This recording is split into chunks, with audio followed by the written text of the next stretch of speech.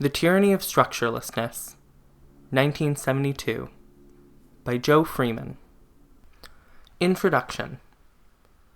During the years in which the women's liberation movement has been taking shape, a great emphasis has been placed on what are called leaderless, structureless groups, as the main, if not sole, organizational form of the movement. The source of this idea was a natural reaction against the over-structured society in which most of us found ourselves, and the inevitable control this gave others over our lives, and the continual elitism of the left and similar groups among those who were supposedly fighting this over-structuredness. The idea of structurelessness, however, has moved from a healthy counter to those tendencies to becoming a goddess in its own right. The idea is as little examined as the term is much used, but it has become an intrinsic and unquestioned part of women's liberation ideology. For the early development of the movement, this did not much matter. It early defined its main goal and its main method as consciousness raising, and the structureless rap group was an excellent means to this end. The looseness and informality of it encouraged participation in discussion, and its often supportive atmosphere elicited personal insight. If nothing more concrete than personal insight ever resulted from these groups, that did not much matter, because their purpose did not really extend beyond this. The basic problems didn't appear until individual rap groups exhausted the virtues of consciousness raising and decided they wanted to do something more specific. At this point, they usually floundered, because most groups were unwilling to change their structure when they changed their tasks.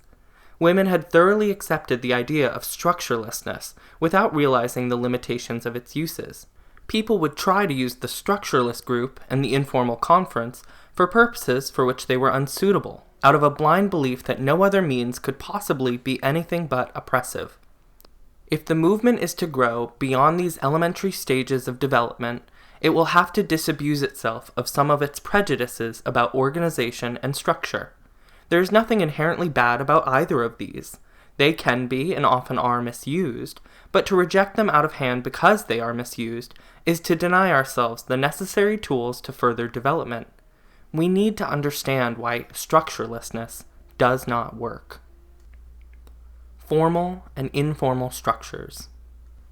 Contrary to what we would like to believe, there is no such thing as a structureless group. Any group of people of whatever nature that comes together for any length of time, for any purpose, will inevitably structure itself in some fashion. The structure may be flexible, it may vary over time, it may evenly or unevenly distribute tasks, power, and resources over the members of the group, but it will be formed regardless of the abilities, personalities, or intentions of the people involved. The very fact that we are individuals with different talents, predispositions, and backgrounds makes this inevitable. Only if we refuse to relate or interact on any basis whatsoever could we approximate structurelessness, and that is not the nature of a human group. This means that to strive for a structureless group is as useful, and as deceptive, as to aim at an objective news story, value-free social science, or a free economy. A laissez-faire group is about as realistic as a laissez-faire society. The idea becomes a smokescreen for the strong or the lucky to establish unquestioned hegemony over others. This hegemony can be so easily established because the idea of structurelessness does not prevent the formation of informal structures, only formal ones. Similarly, laissez-faire philosophy did not prevent the economically powerful from establishing control over wages, prices, and distribution of goods.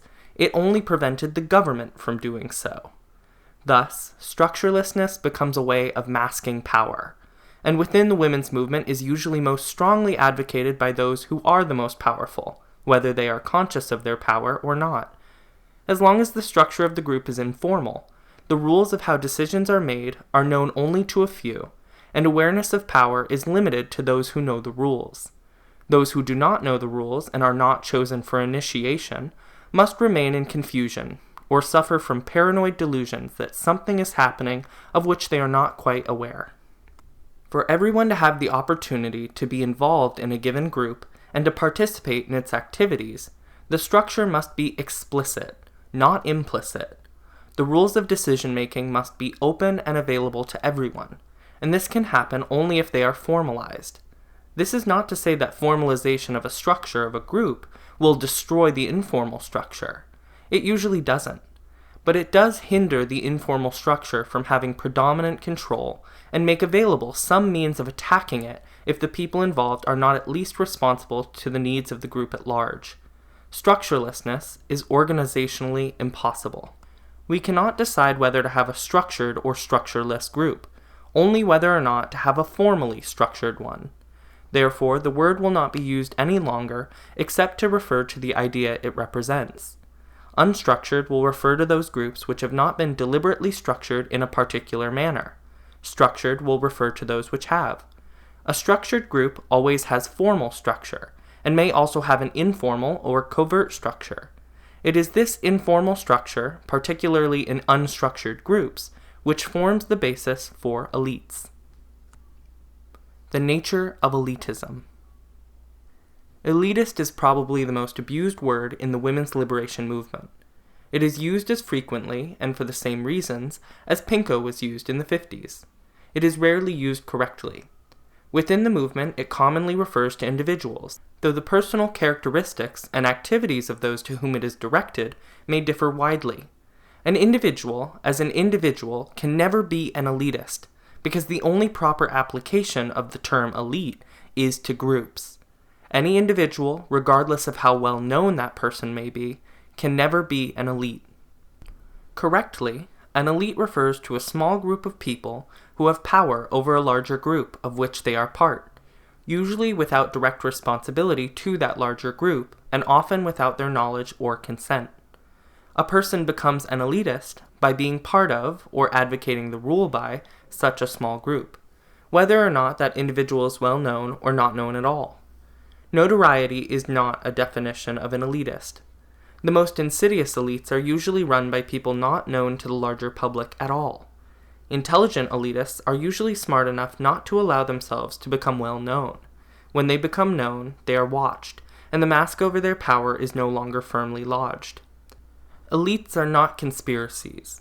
Very seldom does a small group of people get together and deliberately try to take over a larger group for its own ends. Elites are nothing more and nothing less than groups of friends who also happen to participate in the same political activities. They would probably maintain their friendship whether or not they were involved in political activities. They would probably be involved in political activities whether or not they maintain their friendships. It is the coincidence of these two phenomena which creates elites in any group and makes them so difficult to break. These friendship groups function as networks of communication outside any regular channels for such communication that may have been set up by a group. If no channels are set up, they function as the only networks of communication.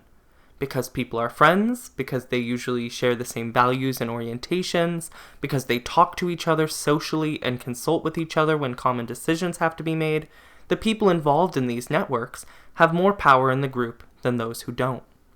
And it is a rare group that does not establish some informal networks of communication through the friends that are made in it. Some groups, depending on their size, may have more than one such informal communications network. Networks may even overlap. When only one such network exists, it is the elite of an otherwise unstructured group, whether the participants in it want to be elitists or not. If it is the only such network in a structured group, it may or may not be an elite, depending on its composition and the nature of the formal structure. If there are two or more such networks of friends, they may compete for power within the group, thus forming factions, or one may deliberately opt out of the competition, leaving the other as the elite. In a structured group, two or more such friendship networks usually compete with each other for formal power. This is often the healthiest situation, as the other members are in a position to arbitrate between the two competitors for power, and thus to make demands on those to whom they give their temporary allegiance. The inevitably elitist and exclusive nature of informal communication networks of friends is neither a new phenomenon characteristic of the women's movement, nor a phenomenon new to women. Such informal relationships have excluded women for centuries from participating in integrated groups of which they were a part. In any profession or organization, these networks have created the locker room mentality and the old school ties which have effectively prevented women as a group, as well as some men individually, from having equal access to the sources of power or social reward. Much of the energy of past women's movements has been directed to having the structures of decision-making and the selection processes formalized, so that the exclusion of women could be confronted directly. As we well know, these efforts have not prevented the informal male-only networks from discriminating against women, but they have made it more difficult. Because elites are informal does not mean they are invisible. At any small group meeting, anyone with a sharp eye and an acute ear can tell who is influencing whom. The members of a friendship group will relate more to each other than to other people. They listen more attentively and interrupt less. They repeat each other's points and give in amiably. They tend to ignore or grapple with the outs, whose approval is not necessary for making a decision. But it is necessary for the outs to stay on good terms with the ins. Of course, the lines are not as sharp as I have drawn them. They are nuances of interaction, not pre-written scripts. But they are discernible, and they do have their effect. Once one knows with whom it is important to check before a decision is made, and whose approval is the stamp of acceptance, one knows who is running things. Since movement groups have made no concrete decisions about who shall exercise power within them, many different criteria are used around the country. Most criteria are along the lines of traditional female characteristics. For instance, in the early days of the movement, marriage was usually a prerequisite for participation in the informal elite. As women have been traditionally taught, married women relate primarily to each other, and look upon single women as too threatening to have as close friends. In many cities, this criterion was further refined to include only those women married to New Left men. This standard had more than tradition behind it, however, because New Left men often had access to resources needed by the movement, such as mailing lists, printing presses, contacts, and information, and women were used to getting what they needed through men rather than independently. As the movement has charged through time, marriage has become a less universal criterion for effective participation, but all informal elites establish standards by which only women who possess certain material or personal characteristics may join. They frequently include middle-class background, despite all the rhetoric about relating to the working class, being married, not being married but living with someone, being or pretending to be a lesbian, being between the ages of 20 and 30, being college educated or at least having some college background, being hip, not being too hip, holding a certain political line or identification as a radical, having children or at least liking them, not having children, having certain feminine personality characteristics such as being nice, dressing right, whether in the traditional style or the anti-traditional style, etc. There are also some characteristics which will almost always tag one as a deviant, who should not be related to. They include being too old, working full-time, particularly if one is actively committed to a career, not being nice, and being avowedly single, i.e. neither actively heterosexual nor homosexual. Other criteria could be included, but they all have common themes. The characteristics prerequisite for participating in the informal elites of the movement, and thus for exercising power, concern one's background, personality, or allocation of time. They do not include one's competence, dedication to feminism, talents, or potential contribution to the movement. The former are the criteria one usually uses in determining one's friends. The latter are what any movement or organization has to use if it is going to be politically effective. The criteria of participation may differ from group to group, but the means of becoming a member of the informal elite, if one meets those criteria, are pretty much the same. The only main difference depends on whether one is in a group from the beginning or joins it after it has begun. If involved from the beginning, it is important to have as many of one's personal friends as possible also join. If no one knows anyone else very well, then one must deliberately form friendships with a select number and establish the informal interaction patterns crucial to the creation of an informal structure. Once the informal patterns are formed, they act to maintain themselves. And one of the most successful tactics of maintenance is to continuously recruit new people who fit in. One joins such an elite much the same way one pledges a sorority. If perceived as a potential addition, one is rushed by the members of the informal structure and eventually either dropped or initiated. If the sorority is not politically aware enough to actively engage in this process itself, it can be started by the outsider, pretty much the same way one joins any private club. Find a sponsor, i.e. pick some member of the elite who appears to be well respected within it, and actively cultivate that person's friendship. Eventually, she will most likely bring you into the inner circle. All of these procedures take time, so if one works full-time or has a similar major commitment, it is usually impossible to join simply because there are not enough hours left to go to all the meetings and cultivate the personal relationship necessary to have a voice in the decision-making. That is why formal structures of decision-making are a boon to the overworked person. Having an established process for decision-making ensures that everyone can participate in it to some extent. Although this dissection of the process of elite formation within small groups has been critical in perspective, it is not made in the belief that these informal structures are inevitably bad, merely inevitable. All groups create informal structures as a result of interaction patterns among the members of the group. Such informal structures can do very useful things, but only unstructured groups are totally governed by them. When informal elites are combined with a myth of structurelessness, there can be no attempt to put limits on the use of power. It becomes capricious. This has two potentially negative consequences, of which we should be aware.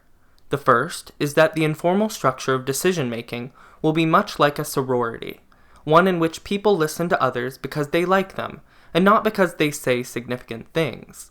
As long as the movement does not do significant things, this does not much matter. But if its development is not to be arrested at this preliminary stage, it will have to alter this trend. The second is that informal structures have no obligation to be responsible to the group at large. Their power was not given to them. It cannot be taken away. Their influence is not based on what they do for the group. Therefore, they cannot be directly influenced by the group. This does not necessarily make informal structures irresponsible. Those who are concerned with maintaining their influence will usually try to be responsible. The group simply cannot compel such responsibility. It is dependent on the interest of the elite. The star system. The idea of structurelessness has created the star system. We live in a society which expects political groups to make decisions and to select people to articulate those decisions to the public at large. The press and the public do not know how to listen seriously to individual women as women. They want to know how the group feels. Only 3 techniques have ever been developed for establishing mass group opinion: the vote or referendum, the public opinion survey questionnaire, and the selection of group spokespeople at an appropriate meeting. The women's liberation movement has used none of these to communicate with the public. Neither the movement as a whole, nor most of the multitudinous groups within it, have established a means of explaining their position on various issues. But the public is conditioned to look for spokespeople. While it has consciously not chosen spokespeople, the movement has thrown up many women who have caught the public eye for varying reasons. These women represent no particular group or established opinion. They know this, and usually say so. But because there are no official spokespeople, nor any decision-making body that the press can query when it wants to know the movement's position on a subject, these women are perceived as the spokespeople. Thus, whether they want to or not, whether the movement likes it or not, women of public note are put in the role of spokespeople by default. This is one main source of the ire that is often felt toward the women who are labeled stars. Because they were not selected by the women in the movement to represent the movement's views, they are resented when the press presumes that they speak for the movement. But as long as the movement does not select its own spokeswomen, such women will be placed in that role by the press and the public, regardless of their own desires. This has several negative consequences for both the movement and the women labeled stars. First, because the movement didn't put them in the role of spokesperson, the movement cannot remove them. The press put them there, and only the press can choose not to listen. The press will continue to look to stars as spokeswomen as long as it has no official alternatives to go to for authoritative statements from the movement. The movement has no control in the selection of its representatives to the public, as long as it believes that it should have no representatives at all. Second, women put in this position often find themselves viciously attacked by their sisters. This achieves nothing for the movement and is painfully destructive to the individuals involved. Such attacks only result in either the woman leaving the movement entirely, often bitterly alienated, or in her ceasing to feel responsible to her sisters. She may maintain some loyalty to the movement, vaguely defined, but she is no longer susceptible to pressures from other women in it. One cannot feel responsible to people who have been the source of such pain without being a masochist, and these women are usually too strong to bow to that kind of personal pressure. Thus, the backlash to the star system, in effect, encourages the very kind of individualistic non-responsibility that the movement condemns. By purging a sister as a star, the movement loses whatever control it may have had over the person, who then becomes free to commit all of the individualistic sins of which she has been accused. Political impotence. Unstructured groups may be very effective in getting women to talk about their lives. They aren't very good for getting things done. It is when people get tired of just talking and want to do something more that the groups flounder, unless they change the nature of their operation. Occasionally, the developed informal structure of the group coincides with an available need that the group can fill in such a way as to give the appearance that an unstructured group works. That is, the group has fortuitously developed precisely the kind of structure best suited for engaging in a particular project. While working in this kind of group is a very heady experience, it is also rare and very hard to replicate. There are almost inevitably 4 conditions found in such a group. 1. It is task-oriented. Its function is very narrow and very specific, like putting on a conference or putting out a newspaper. It is the task that basically structures the group. The task determines what needs to be done and when it needs to be done. It provides a guide by which people can judge their actions and make plans for future activity. 2. It is relatively small and homogeneous. Homogeneity is necessary to ensure that participants have a common language for interaction. People from widely different backgrounds may provide richness to a consciousness-raising group where each can learn from the other's experience, but too great a diversity among members of a task-oriented group means only that they continually misunderstand each other. Such diverse people interpret words and actions differently. They have different expectations about each other's behavior and judge the results according to different criteria. If everyone knows everyone else well enough to understand the nuances, these can be accommodated. Usually they only lead to confusion and endless hours spent straightening out conflicts no one ever thought would arise. 3. There is a high degree of communication. Information must be passed on to everyone, opinions checked, work divided up, and participation assured in the relevant decisions. This is only possible if the group is small, and people practically live together for the most crucial phases of the task. Needless to say, the number of interactions necessary to involve everybody increases geometrically with the number of participants. This inevitably limits group participants to about 5, or excludes some from some of the decisions. Successful groups can be as large as 10 or 15, but only when they are in fact composed of several smaller subgroups which perform specific parts of the task, and whose members overlap with each other so that knowledge of what the different subgroups are doing can be passed around easily. 4. There is a low degree of skill specialization. Not everyone has to be able to do everything, but everything must be able to be done by more than one person. Thus, no one is indispensable. To a certain extent, people become interchangeable parts. While these conditions can occur serendipitously in small groups, this is not possible in large ones. Consequently, because the larger movement in most cities is as unstructured as individual rap groups, it is not too much more effective than the separate groups at specific tasks. The informal structure is rarely together enough or in touch enough with the people to be able to operate effectively, so the movement generates much motion and few results. Unfortunately, the consequences of all this motion are not as innocuous as the results, and their victim is the movement itself. Some groups have formed themselves into local action projects if they do not involve many people and work on a small scale. But this form restricts movement activity to the local level. It cannot be done on the regional or national. Also, to function well, the groups must usually pare themselves down to that informal group of friends who were running things in the first place. This excludes many women from participating. As long as the only way women can participate in the movement is through membership in a small group, the non-gregarious are at a distinct disadvantage. As long as friendship groups are the main means of organizational activity, elitism becomes institutionalized.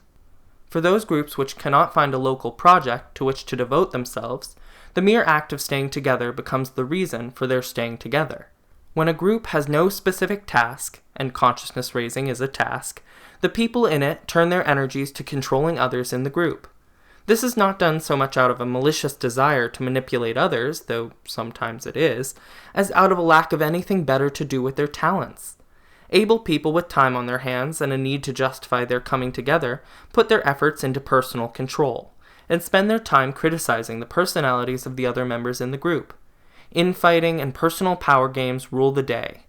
When a group is involved in a task, people learn to get along with others as they are, and to subsume personal dislikes for the sake of the larger goal. There are limits placed on the compulsion to remold every person in our image of what they should be. The end of consciousness raising leaves people with no place to go, and the lack of structure leaves them with no way of getting there. The women in the movement either turn in on themselves and their sisters, or seek other alternatives of action. There are few that are available. Some women just do their own thing. This can lead to a great deal of individual creativity, much of which is useful for the movement, but it is not a viable alternative for most women, and certainly does not foster a spirit of cooperative group effort. Other women drift out of the movement entirely, because they don't want to develop an individual project, and they have found no way of discovering, joining, or starting group projects that interest them. Many turn to other political organizations to give them the kind of structured, effective activity that they have not been able to find in the women's movement. Those political organizations which see women's liberation as only one of the many issues to which women should devote their time, thus find the movement a vast recruiting ground for new members. There is no need for such organizations to infiltrate, though this is not precluded. The desire for meaningful political activity generated in women by their becoming part of the women's liberation movement is sufficient to make them eager to join other organizations, when the movement itself provides no outlets for their new ideas and energies. Those women who join other political organizations while remaining within the women's liberation movement, or who join women's liberation while remaining in other political organizations, in turn become the framework for new informal structures.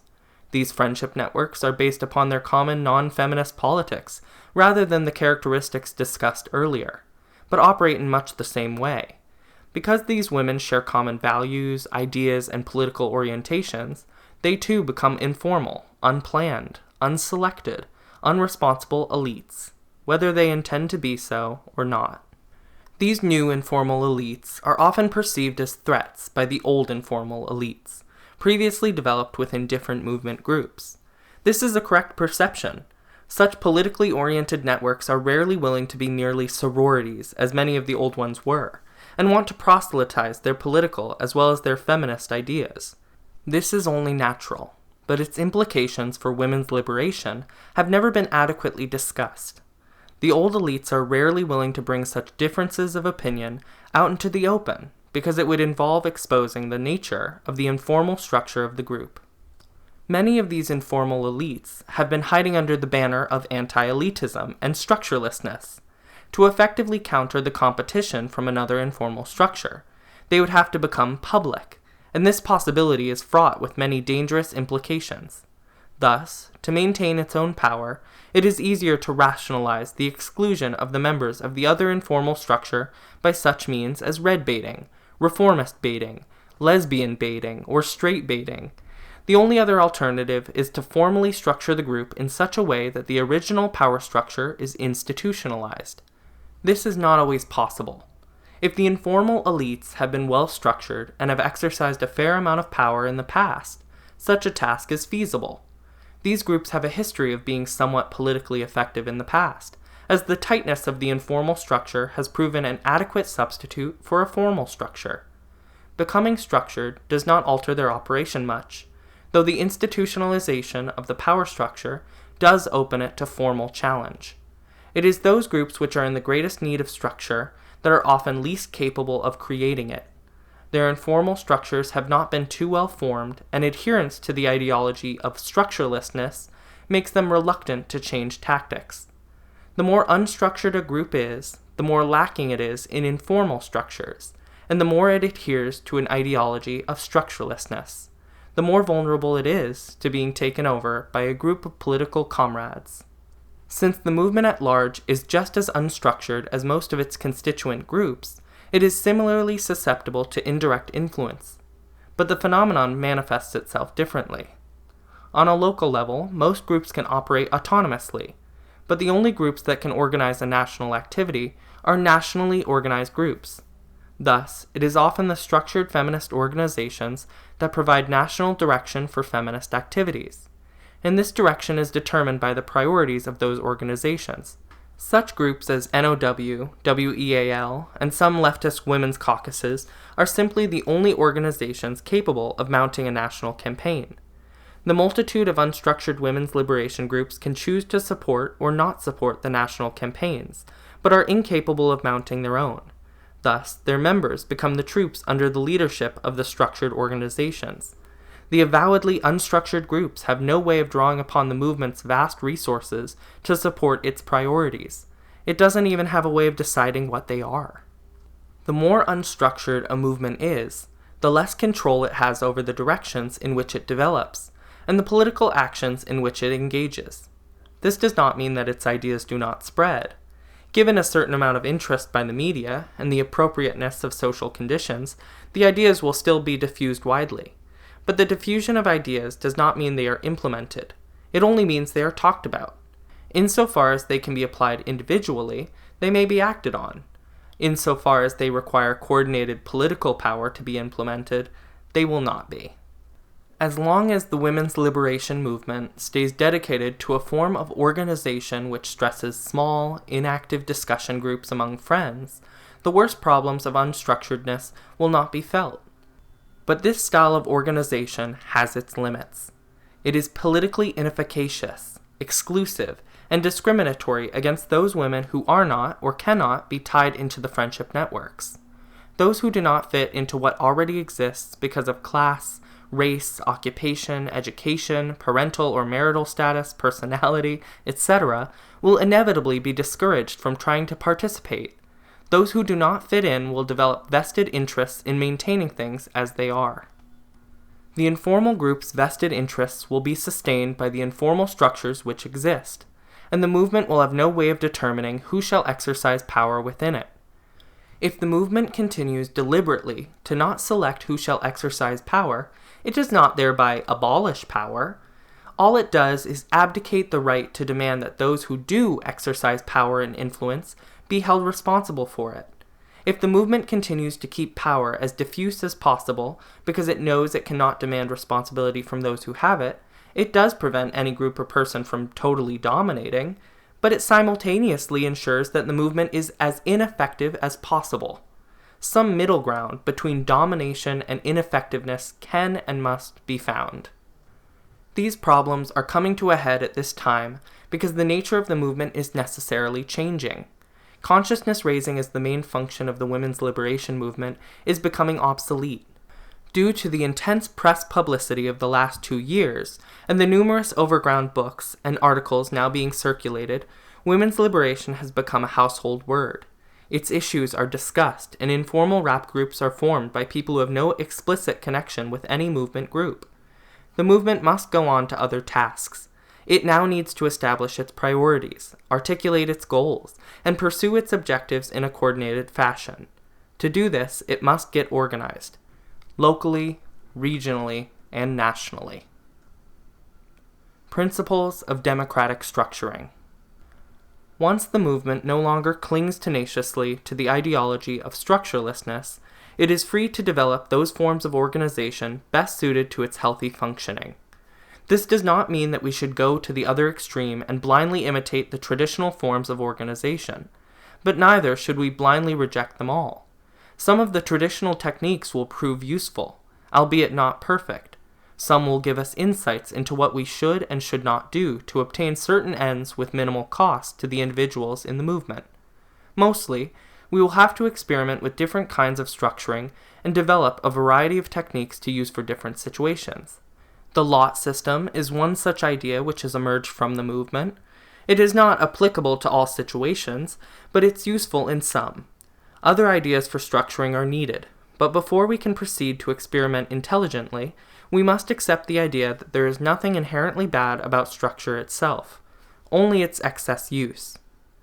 While engaging in this trial and error process, there are some principles we can keep in mind that are essential to democratic structuring and are also politically effective. 1.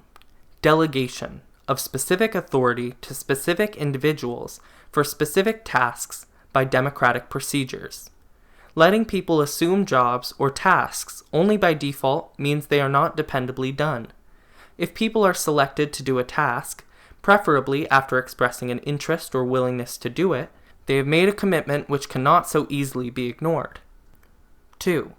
Requiring all those to whom authority has been delegated to be responsible to those who selected them. This is how the group has control over people in positions of authority. Individuals may exercise power, but it is the group that has ultimate say over how the power is exercised.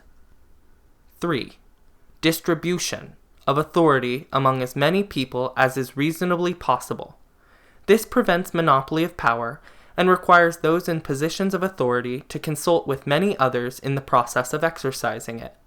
It also gives many people the opportunity to have responsibility for specific tasks and thereby to learn different skills. 4. Rotation of tasks among individuals. Responsibilities which are held too long by one person, formally or informally, come to be seen as that person's property, and are not easily relinquished or controlled by the group. Conversely, if tasks are rotated too frequently, the individual does not have time to learn her job well, and acquire the sense of satisfaction of doing a good job. 5. Allocation of tasks along rational criteria. Selecting someone for a position because they are liked by the group, or giving them hard work because they are disliked, serves neither the group nor the person in the long run. Ability, interest, and responsibility have got to be the major concerns in such selection. People should be given an opportunity to learn skills they do not have, but this is best done through some sort of apprenticeship program, rather than the sink-or-swim method. Having a responsibility one can't handle well is demoralizing. Conversely, being blacklisted from doing what one can do well does not encourage one to develop one's skills. Women have been punished for being competent throughout most of human history. The movement does not need to repeat this process. 6. Diffusion of information to everyone as frequently as possible. Information is power. Access to information enhances one's power. When an informal network spreads new ideas and information among themselves outside the group, they are already engaged in the process of forming an opinion, without the group participating. The more one knows about how things work and what is happening, the more politically effective one can be. 7. Equal access to resources needed by the group. This is not always perfectly possible, but should be striven for. A member who maintains a monopoly over a needed resource, like a printing press owned by a husband or a dark room, can unduly influence the use of that resource. Skills and information are also resources.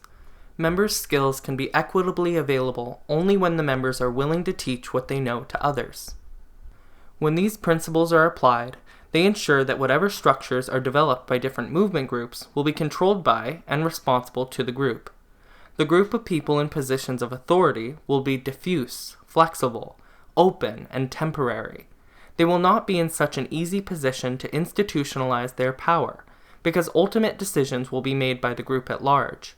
The group will have the power to determine who shall exercise authority within it.